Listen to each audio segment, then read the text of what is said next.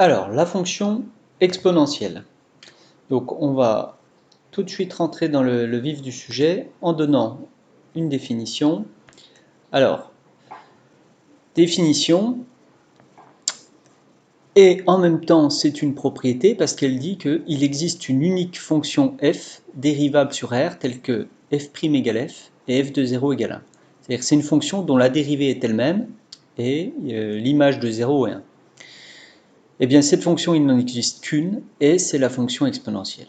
C'est donc l'unique fonction dont la dérivée est égale à elle-même, et dont l'image de 0 vaut 1. Alors, au niveau notation, on a exponentielle prime de x, c'est-à-dire la dérivée de x de x qui vaut exponentielle x, et exponentielle de 0 qui vaut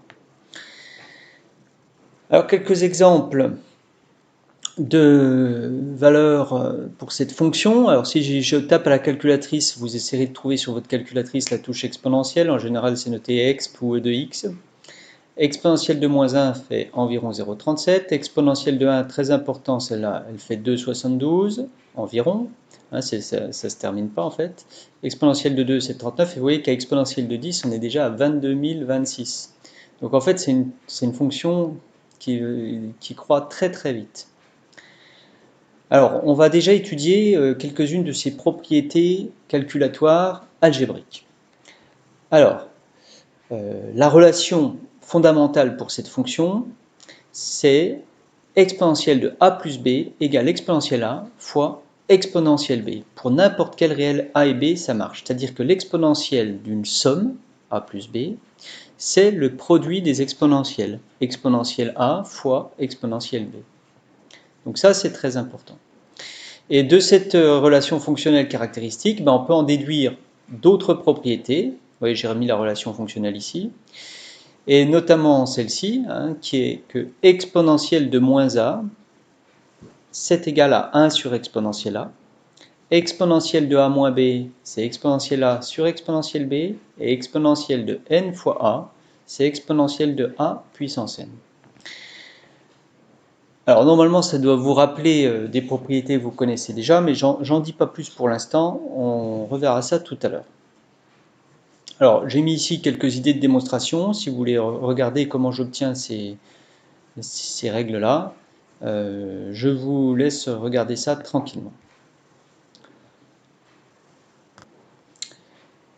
Alors quelques exemples. Donc en appliquant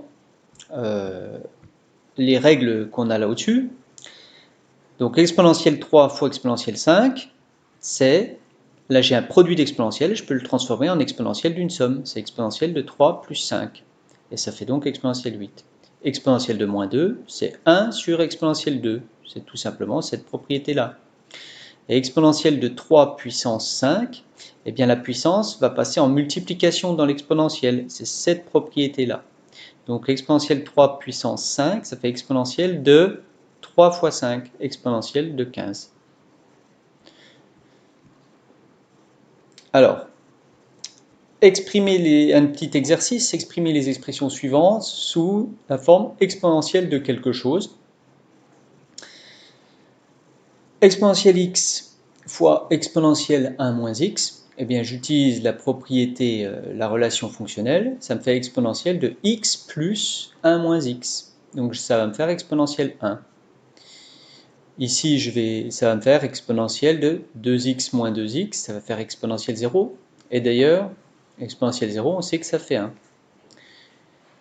Ensuite, exponentielle 2 moins 3x sur exponentielle x moins 1, ça va me faire exponentielle de, entre parenthèses, 2 moins 3x, moins, j'ouvre une parenthèse, x moins 1.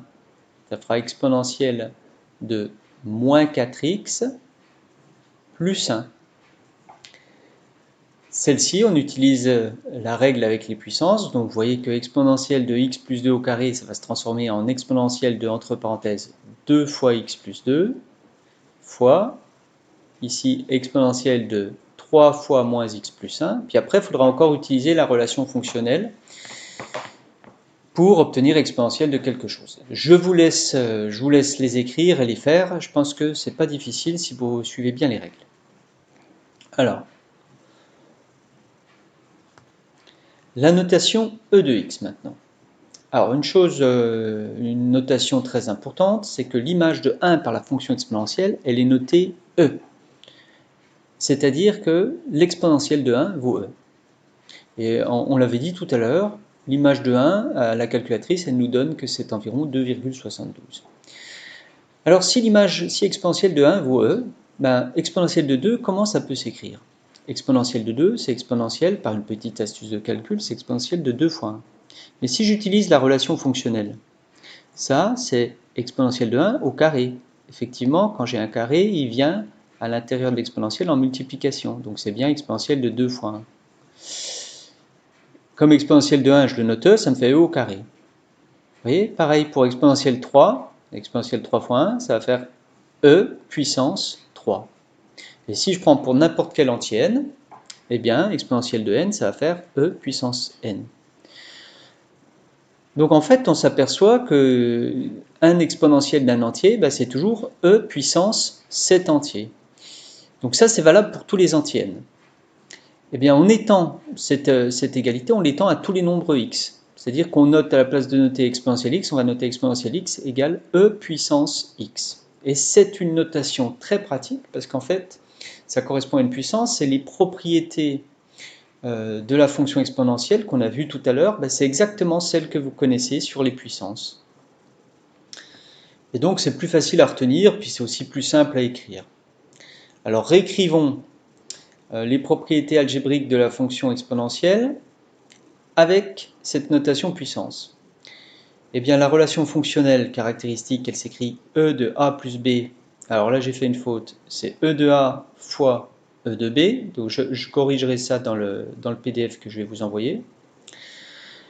E de moins a, c'est 1 sur e de a, et e de a moins b, c'est e de a sur e de b, e de n fois a, c'est e de a puissance n. Vous pouvez regarder, ça correspond en fait exactement à ces propriétés-là qu'on avait vues tout à l'heure. Alors quelques exemples, vous voyez que ça rappelle tout à fait les règles que vous connaissez sur les puissances. Hein. Ça pourrait être, si on avait 2 puissance 2 fois 2 puissance 3, vous n'auriez pas eu de mal à dire que ça faisait 2 puissance 5.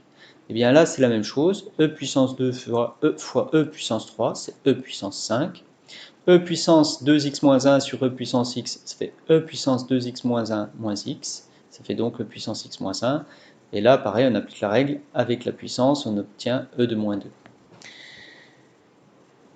Alors maintenant, pour cette première partie, il nous reste à manipuler ces propriétés et à faire des petits exercices là-dessus.